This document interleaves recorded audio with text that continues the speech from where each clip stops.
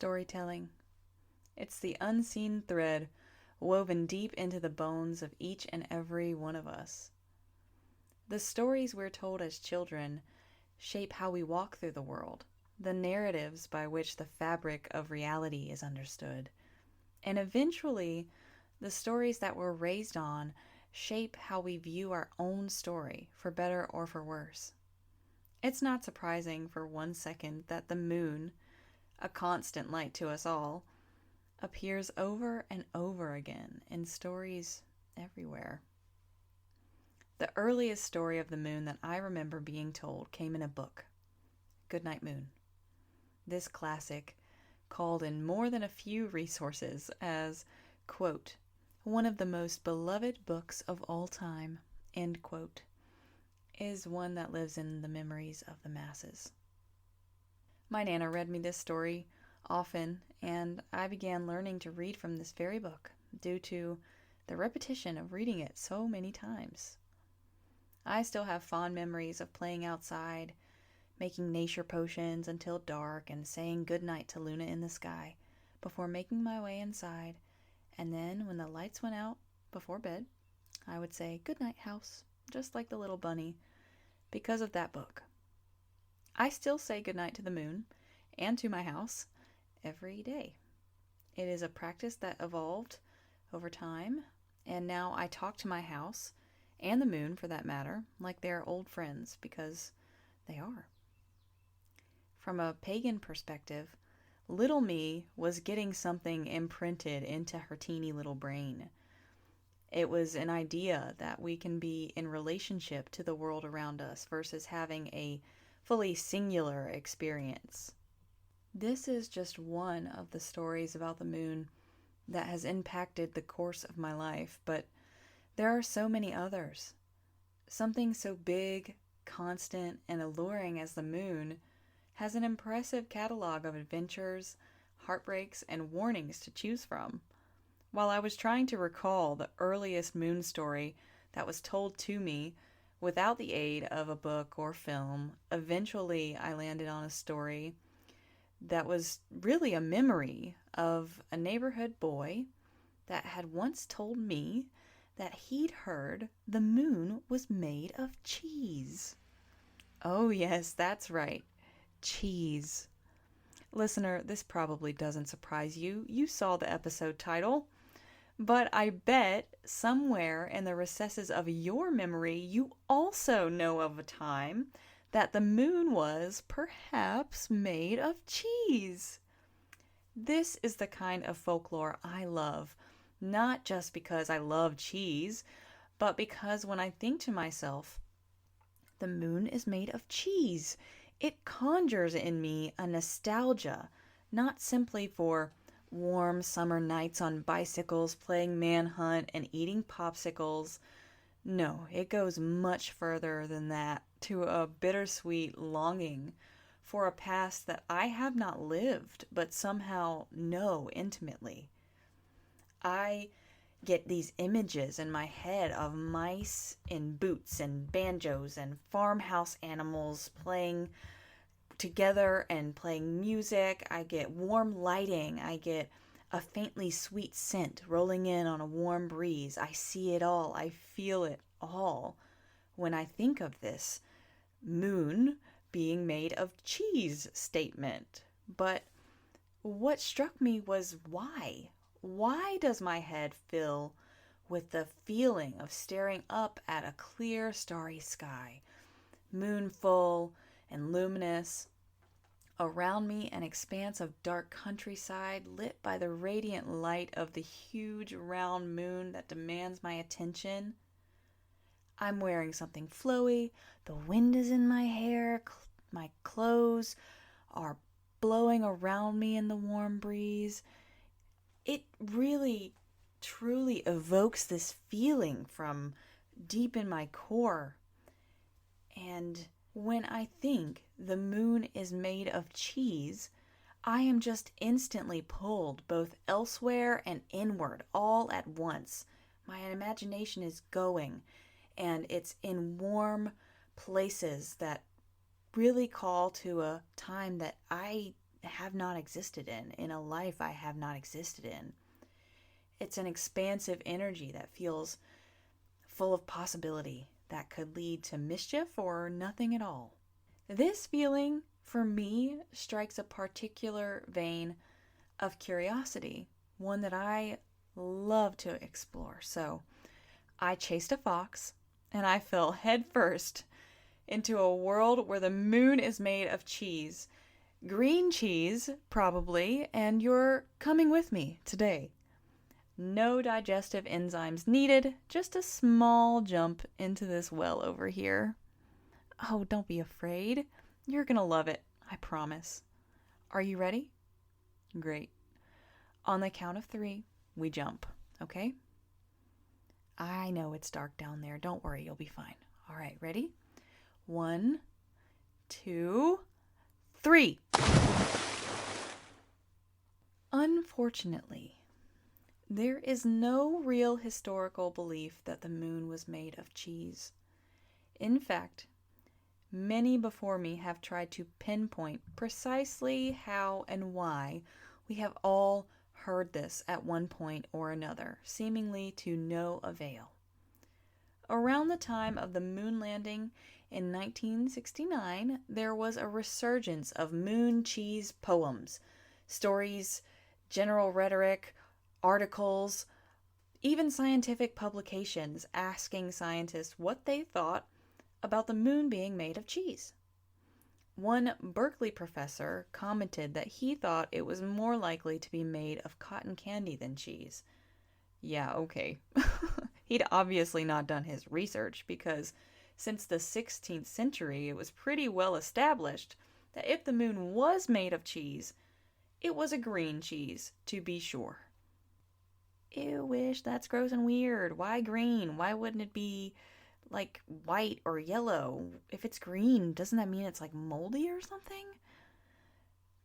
Well, if that's what you're thinking right now, listener, I can understand why. But, that's not exactly true. You see, the idea was that if a cheese was called green, at least in the 16th century, that is because it was a new and fresh cheese that hadn't been fully refined. It hadn't had the whey pushed all the way out of it. Think like a queso fresca or something like that. White, round, moist, mottled with pits. This is an important detail to this folk belief because in the 16th century, which would be the 1500s, this green cheese was actually used as an insult, and I'll explain what I mean. At this point in time, it would have been common knowledge that green cheese meant new, unaged cheese. So, when the writer, Sir Thomas More, gave us what is probably the earliest use of this insult, it exploded, and writers wrote and rewrote this into the ground. You might be thinking, "Ooh, I still don't understand where the insult is coming from." Well, let me share it with you. It went a little something like, "Wow, that person is so dumb, they'd believe that the moon is made of a green cheese." Meaning you could convince them of anything. It was a clever way of calling somebody very dull-witted or gullible. But where did Sir Thomas More pull this from? Was he divinely inspired? Well, perhaps. There was no time period in history, like I mentioned before, where humanity collectively engaged in the unanimous whimsical notion that the moon was actually made of cheese, of any color. But the moon being made of cheese was a well-known fable at this point in time, which is probably where Sir Thomas More pulled it from and was just the first person to actually write it down. Let's define quickly what a fable is before we move forward. A fable is defined as a short story, often with animals as the characters, and used to relay some kind of message of morality or truth to the listener. Sir Thomas More may have been the first earliest written version of the moon cheese insult, but by the time he wrote it down, many cultures already had some version of this fable regarding the moon being made of cheese, and they all went a little something like this. A simpleton sees a reflection of the moon in water of some kind, and without questioning what they're seeing, springs into action only to end up with the consequences of varying severity. For instance, in Turkey, a man goes to get water from a well in the evening and sees the reflection of the moon in the well. He rushes to get the bucket and rope down to scoop out the moon, and in the frenzy falls backwards and sees that the moon is, in fact, still enthroned in the heavens. In Scotland, a wolf, or sometimes a fox, sees the reflection of the moon in a pool and spends hours fishing for it, only to wait so long that he falls asleep and directly into the pool. Hungry and soaked through and staring up at the moon from his back now, he realizes he's scared away all the actual fish and will go hungry tonight for his mistake. In provincial France, a farmer is giving his donkey water from a spring where he sees the reflection of the moon. A cloud passes over the moon and the farmer thinks that the donkey has drank it down and kills it to save her, only to have the cloud pass over and realize the terrible mistake he's made. One might say that France and fables go together like baguettes and butter. Their history is almost inextricable from one another. France has a very old folkloric beast fable tradition that began as an oral tradition and didn't see its stories written down until the medieval period. We can't really be sure when exactly these folk tales or beast fables began, but by the year of 1100 AD, there was a well-established understanding of the symbolism of what the different animals in the fables represented.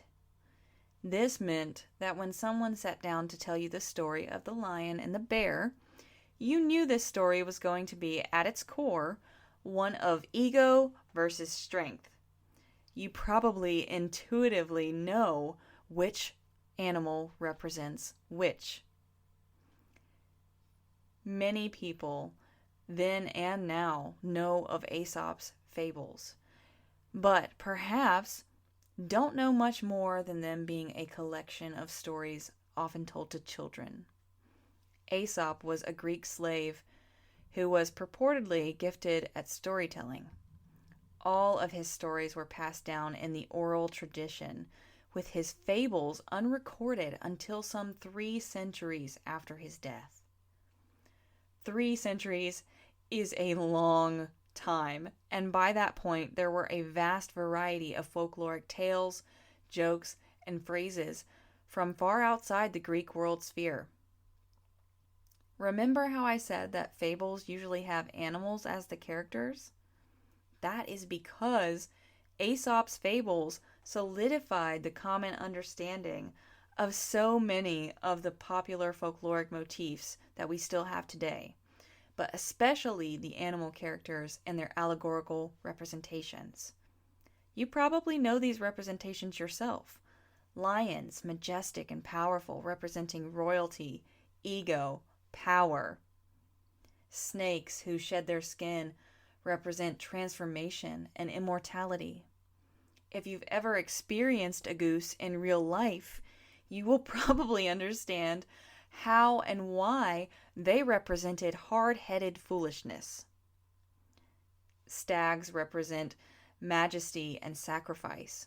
Owls are the pillars of wisdom. The wolf is a fiend looming just outside your field of vision. However, with a vast amount of time during Aesop's death and the recording of his fables, a whole 3 centuries, remember, along with the spread of Christianity, some of these common representations changed. The owl, once sacred and associated with many goddess wisdom traditions, became representative of death and illness. The snake turned from a psychopomp leading alchemists and healers through the hierarchy of realms into temptation, sin, or even the devil himself. Similarly, the wolf, previously used to warn of danger, now represented the personification of evil itself. However, there is one creature who kept the same reputation through time. One clever of wit, cunning, and with a propensity to get in and out of sticky situations. You probably know just whom I speak of. The slinky, svelte, and sly fox. A naturally solitary animal that doesn't rely on a pack or brute force remains recognized for its natural attributes even today. Choose any culture globally, and there you find the fox. Undoubtedly, you will find stories of its trickery, cleverness, and wit that transcend time and space. While human civilizations grew, the wild creatures were made more of exactly that, wild. However, the clever fox easily slipped into the shadows and found a cultural staying power that was nearly unmatched. An unattended chicken here, a bone from the garbage heap. Foxes are opportunists. While larger predators became dangers, increasingly further and further outside of civilization, the fox slipped into the shadows and stayed a present, albeit sometimes annoying, presence in the everyday lives of an ever-growing humanity. Perhaps this is why, in the High Middle Ages, when society experienced a renaissance of the beast fable tradition, the fox managed to continue its already well-established legacy, and the other creatures of tales old and new remained firmly over the hedge. The renaissance of the beast fable tradition began around 1000 AD, during a time when, at that point, Christianity was well established in the world. Just like the algorithm does to us today, it was common for clergymen to use whatever was trendy in the time period and integrate it into their conversion propaganda. There's even a word for this method. It's called homiletics. Medieval audiences of all ages and station were taken by the chivalry and power games of the Greco-Roman fables that were lodged into the public consciousness once again. And it's here, around 1000 AD, that we start to see the classic elements and characters make their entrances into the written record. Everything before then had been traditionally orally told. Nothing was written down. It was just told person to person, like me and you are right now. Poet or clergyman, entertainment or propaganda, fables were back in style, baby. Christianity may have come in to tweak the classic fables that were known and loved, but sometimes the power of a story is so big that it slips through the cracks of consciousness and stays there, like concrete, forming a cornerstone, a base to a common understanding of things. These cornerstones are the stories that linger through time and space because they touch on a piece of our humanity that is timelessly understood by all, regardless of the angle from which it's told. The story with the most staying power is, of course, the battle of strength versus cunning. This story goes beyond Europe, beyond culture, beyond time, to the very beginning of everything. It is indeed a timeless tale that has been told nearly every way it could be. But during the High Middle Ages and beyond, this story found its most popular iteration told through that of the wolf and the fox. The earliest recording of the French folkloric motif of the wolf and the fox was by a French Jewish rabbi known as Rashi about 1024 years ago, and it goes like this. Quote, "A fox once craftily induced a wolf to go and join the Jews in their Sabbath preparations and share in their festivities. On his appearing in their midst, the Jews fell upon him with sticks and beat him. He therefore came back determined to kill the fox, but the latter pleaded, 'It's no fault of mine that you were beaten. They have a grudge against your father, who once helped them in preparing their banquet and then consumed all of the choice bits." "And I was beaten for the wrong done by my father?" cried the indignant wolf. "Yes," said the fox. "The fathers have eaten sour grapes, and the children's teeth are set on edge. However," he continued, "come with me, and I will supply you with an abundance of food." And so he led him to a well which had a beam across it from either end, of which hung a rope with a bucket attached. The fox entered the upper bucket and descended into the well, whilst the lower one was drawn up. "Where are you going?" asked the wolf. The fox, pointing to the cheese-like reflection of the moon, replied, "Here is plenty of meat and cheese. Get into the other bucket and come down at once." The wolf did so, and as he descended, the fox was drawn up. "And how am I to get out?" demanded the wolf. "Ah," said the fox, "the righteous is delivered out of trouble, and the wicked cometh in his stead." End quote. So, in case you missed it, the fox is trying to get the wolf off of his back, so he sends him to the humans. The humans beat him up, but he survives. So in round 2, the fox says, "Oh, I'm sorry you didn't get your meal, but I know how to fix this," and convinces him that there is a store of meat and cheese at the bottom of the well by showing him the moon's reflection in the well, and convincing him that the reflection is a wheel of cheese. And thus, a written record of 2 very recurring folkloric motifs are born: the motifs of the moon being made of cheese, and the never-ending rivalry of the wolf and the fox. By the time Rashi wrote down his version of the moon being made of cheese, or the wolf and the fox, these motifs were well established in the oral storytelling traditions of early medieval France. His version of the story is most likely the closest written version to the original, which is probably why it became so popular. It was an absolute hit, made obvious by the fact that soon after Rashi immortalized it into writing, many others, monks and poets, all had a go of writing their own version of the beloved folktale. Many kept the elements the same, but eventually, as all stories do, something changed. Now, quickly, I want to say and clarify that while Rashi was the first one to write down the motif of the moon being made of cheese, along with the wolf and the fox, the Sir Thomas More that I mentioned earlier was the first to write it as an insult, just to clarify that. After Rashi wrote his timeless story down, a poet named Alfonsi wrote his own version of The Wolf and the Fox, in what would be the first version of the story that ever got translated into English. However, in Alfonsi's version, the bottom of the well holds the promise of paradise instead of a large glowing wheel of cheese. Maybe right now you're thinking to yourself, why did the much more cliche and much less interesting version go big and get translated into English when the highly understandable and whimsical version of the moon being made of cheese not? And listener, you wouldn't be alone. I ask myself the same question, and I think the answer is a simple one.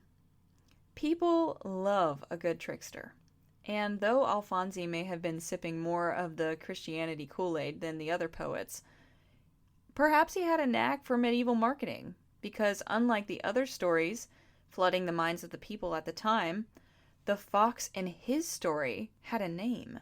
Now, I promise we'll get back to the moon being made of cheese, but if you'll humor me a moment, I think I've spotted another rabbit just up ahead and I'd like to chase him. Come quickly, we've got to jump down one more hole, okay? Are you ready? All right, let's go on the count of 3.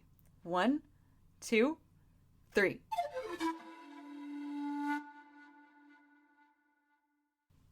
There were many people telling many stories with very similar motifs and narratives at this time. And before Alfonsi's version got translated into English, we had a poet named Novartis. Novartis was pretty revolutionary because he decided to take many of the classical beast fables that were known and loved and put them into one volume of stories. Now, that doesn't seem too groundbreaking so far, except that gone were the settings of ancient Greece, the wild forests and faraway towns. Novartis decided to place all of these tales into a noticeably medieval setting, one that the people would recognize. He seemed to understand the power of recognition, because he was the very first author to take all of the common characters of the fables and turn them into a recurring cast. He was the first to name them all.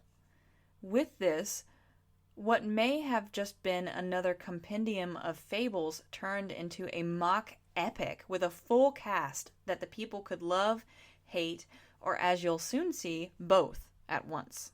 This mock epic that Novartis wrote is called the Isengrimus, and it featured the wolf, Isengrim, at the center of it all, with a whole world of anthropomorphic beasts and humans coexisting through Isengrim's scheming. Time is a friend to few, and a double-edged sword to most.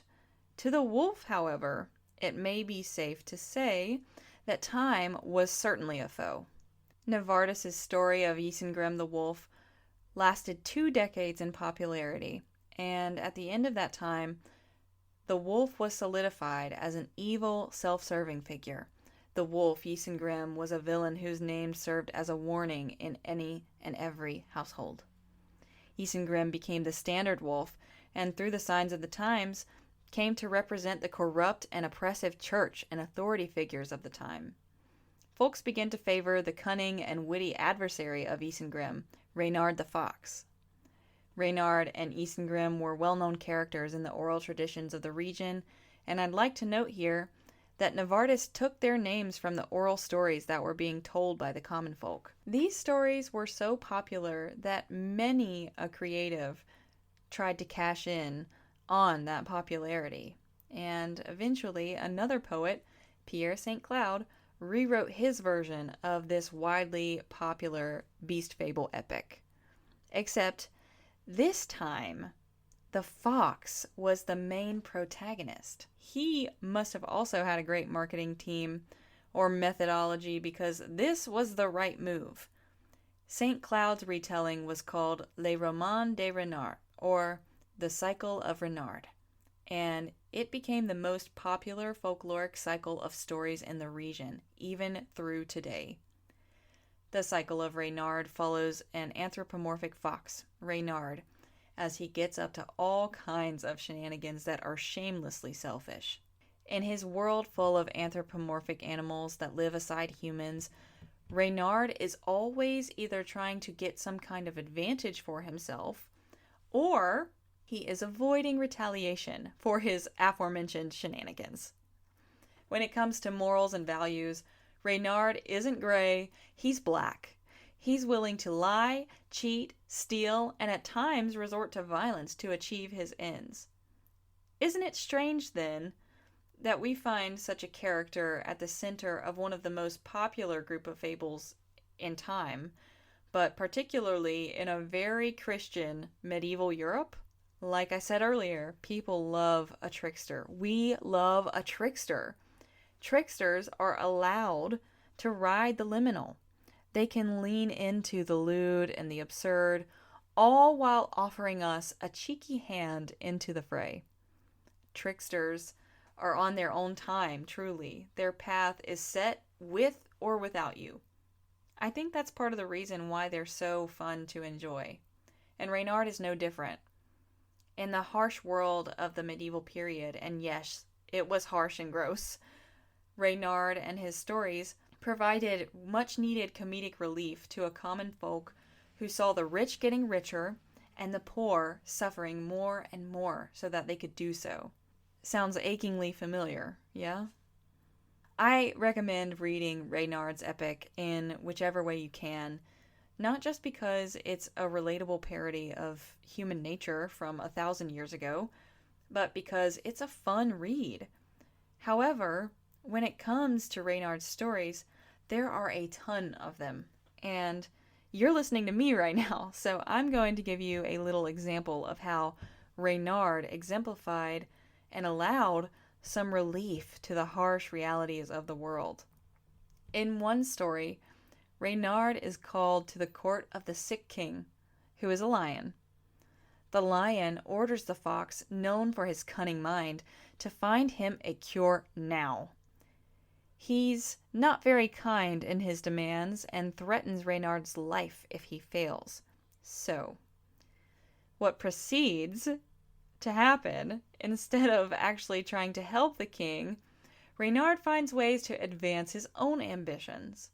One by one, he calls the subjects of the king's court and recommends treatments that both disadvantage and humiliate those of the royal court who have wronged or unsettled scores with Reynard, often humiliating the king and people of his court in the process.